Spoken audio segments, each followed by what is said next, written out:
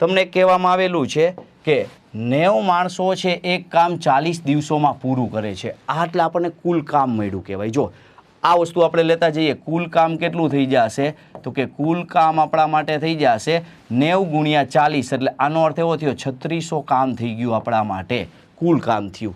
હવે એમ કહે છે જ્યારે આ કામમાંથી 2/3 કામ છે ને 25 દિવસોમાં પૂર્ણ થયું. હવે આનું 2/3 કરવા આવવા જઈએ તો આને ડિવાઇડેડ ઇન્ટુ 2/3 કરીએ એટલે આપણને જવાબ મળે. તો 3 ગુણ્યા 1200 કરીએ એટલે 3600 થઈ જશે, અને 12 ગુણ્યા 2 એટલે 2400 કામ થયું.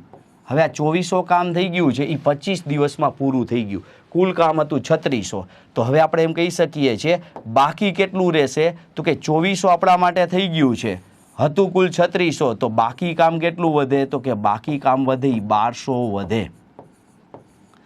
હવે આપણે બહુ સરળતાથી જવાબ આપવાનો છે.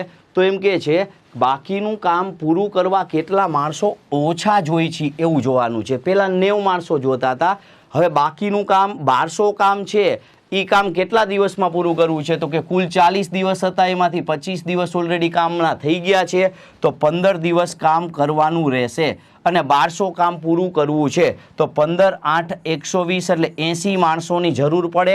તો કુલ 90 માણસો હતા, તો કેટલા માણસો ઓછા જોશે? તો કે 10 માણસો ઓછા જોશે. એટલે આપણો આન્સર થઈ જશે બી વિકલ્પ થઈ જશે.